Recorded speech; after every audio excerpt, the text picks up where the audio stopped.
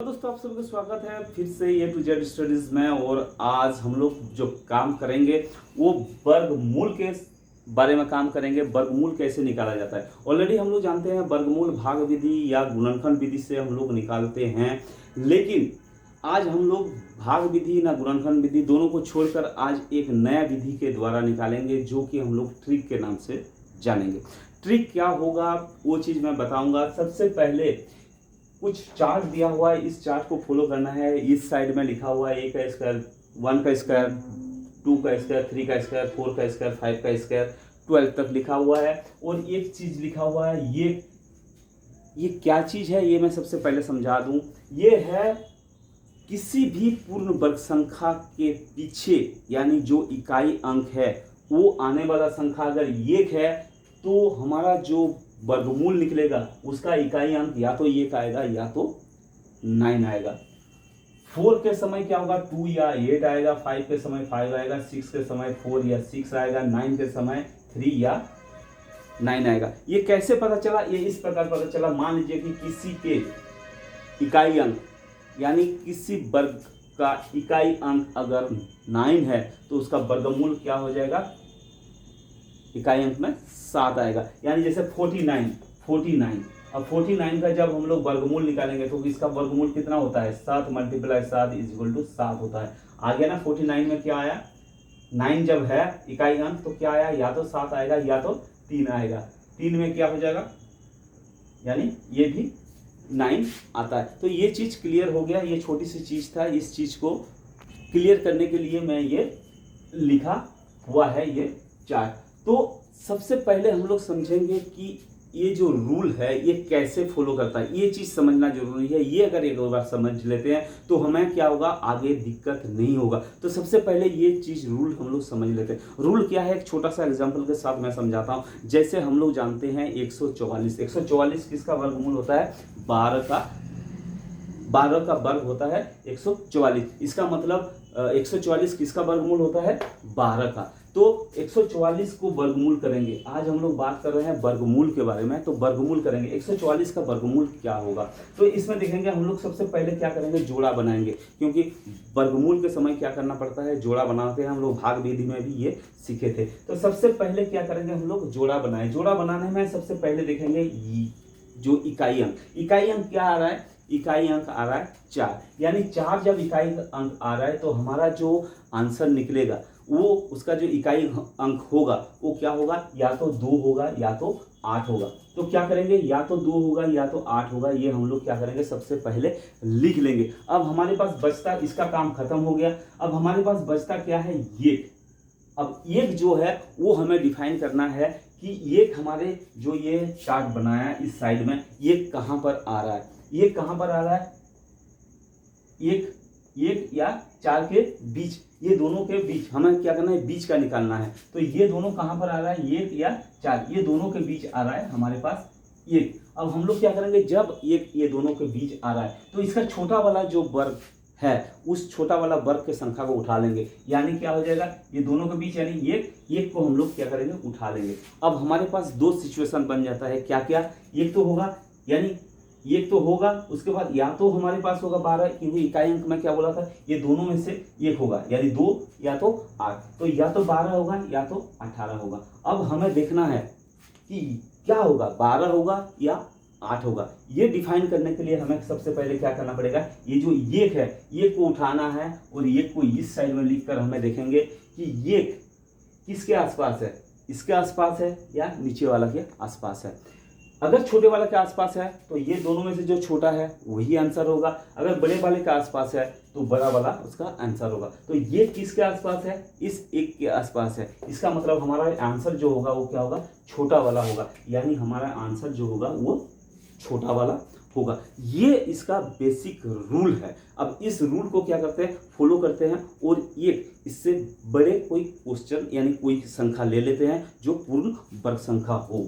तो इसके जो आगे वाला पूर्ण वर्ग संख्या है वो है मान लीजिए कि 529। 529 क्या है, एक वर्ग पूर्ण वर्ग संख्या है। अब 529 को क्या करेंगे, हम लोग वही रूल को फॉलो करेंगे। देखिए भाग विधि हमें पता है गुणनखंड विधि पता है, लेकिन भाग विधि और गुणनखंड विधि में क्या होता है कि हमें टाइम ज़्यादा लगते हैं, लेकिन जो एक्यूरेट चीज़ है वो वही है भाग विधि या गुणनखंड विधि। ये क्या है, ये एक ट्रिक है, ये एक ट्रिक है। ये ट्रिक सिर्फ कभी कॉम्पिटिटिव एग्जामिनेशन के टाइम में पढ़ाया जाता है, आपको किसी भी क्लास में ये ट्रिक नहीं पढ़ाया जाता है। तो ये सिर्फ ट्रिक है, हमें क्या करना है, इस चीज़ को फॉलो करना है, क्योंकि हमें वर्गमूल निकालना है। हमें यहाँ पर किसी को समझाना नहीं है, हमें क्या करना है, हमें सीखना है वर्गमूल कैसे निकालते हैं, कितना जल्दी हम लोग फटाफट उस वर्गमूल को निकाल सकते हैं। तो हमारे सामने क्या है, 5 2 9, ये है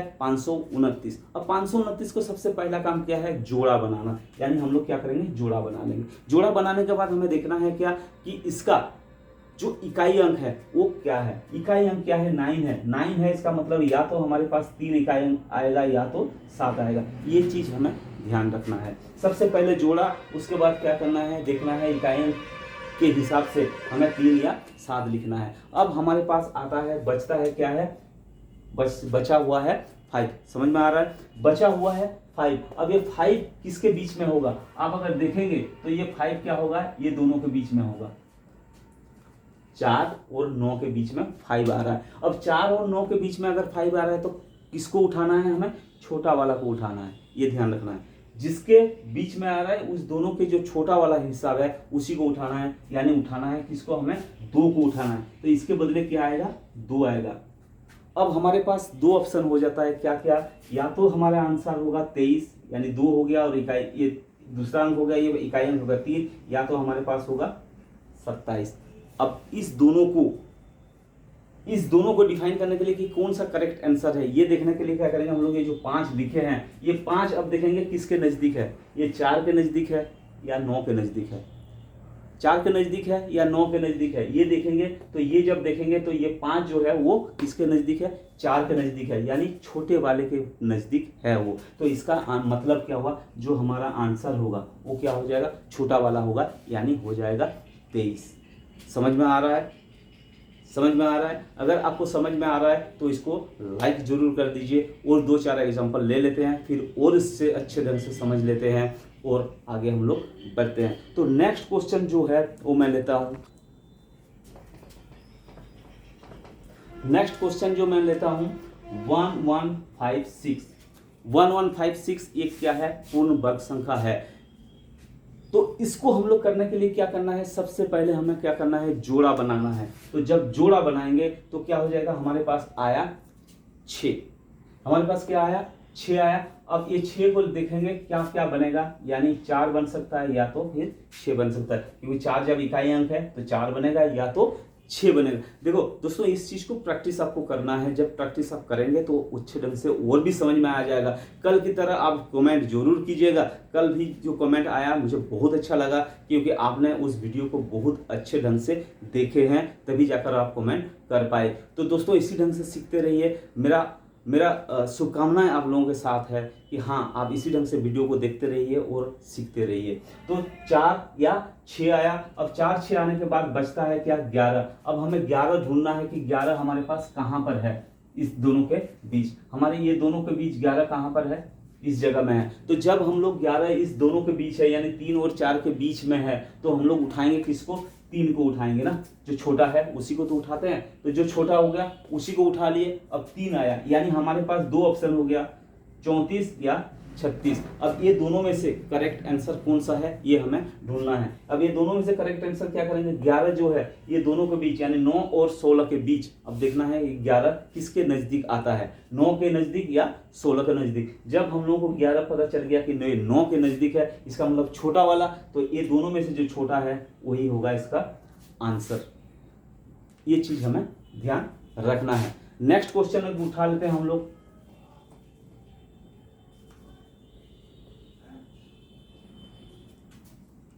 ₹2304। अब ये 2304 को हम लोग उठा लिया। 2304 को जब हम लोग उठाएंगे, अब इसको देखेंगे, जोड़ा बनाना है। जोड़ा बनाने के बाद क्या होता है, फिर 4 आ रहा है। 4 क्या है, इसका मतलब या तो 2 होगा या तो 8 होगा, ये पता चल गया। अब बचा है क्या, 23। अब हमें देखना है कि 23 किसके अंदर है। 23 ये दोनों के बीच है, यानी 16 और 25 के बीच अपना 23 है। अब जब छोटा इसमें है तो किसका वर्ग को उठाएंगे हम लोग, छोटे वाले को, यानी किसको उठाएंगे हम लोग, 4 को उठाएंगे। छोटा है 4 को उठा लिए। अब 4 इसका मतलब हमारे पास क्या होगा, या तो 42 होगा या तो 48 होगा, ये दो चीज हो गया। अब इस दोनों चीज को डिफाइन करेंगे, या 42 होगा या 48 होगा, वो कैसे पता चलेगा। अब हम लोग 23 को ले लेते हैं, ये दोनों के बीच यानी 16 और 25 के बीच, ये दोनों के बीच कौन सा 23 जो है किसके आसपास है, ये हमें देखना है। 23 किसके आसपास है, हमें पता चल रहा है कि ये 25 के आसपास है, यानी बड़े संख्या के आसपास है। तो इसका मतलब हमारा जो आंसर होगा ये बड़े वाला होगा। ट्रिक सही लग रहा हो तो आप इसको शेयर कीजिएगा आपके दोस्तों के पास, और आप नए हैं तो इसको आप सब्सक्राइब कर दीजिए, क्योंकि इसके आगे वाला जो वीडियो अपलोड होगा वो आपके पास नोटिफिकेशन उसका पहुंच जाएगा। नेक्स्ट क्वेश्चन एक ले लेते हैं।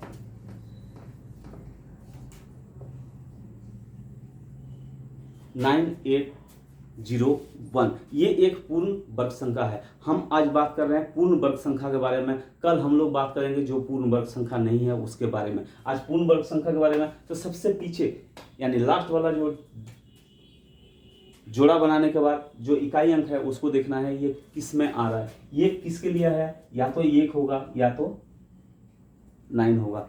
पता चल गया, या तो 1 होगा या तो 9 होगा। तो अब 1 या 9 के बीच में अब बचता है क्या कि 98। अब 98 किसके अंदर आ रहा है जी,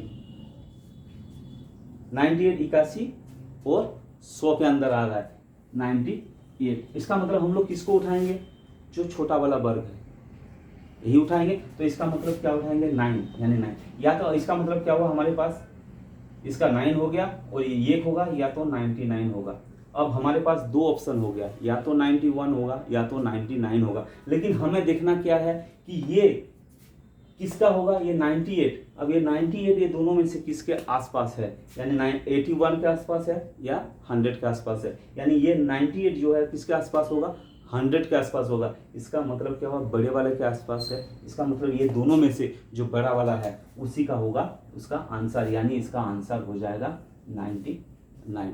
दोस्तों आप लोग अलग अलग क्वेश्चन को लेकर, अलग अलग चीज को लेकर कीजिए, क्योंकि लगभग जो पेपर में आते हैं, जो क्वेश्चन आते हैं वो 4 डिजिट का ही होता है।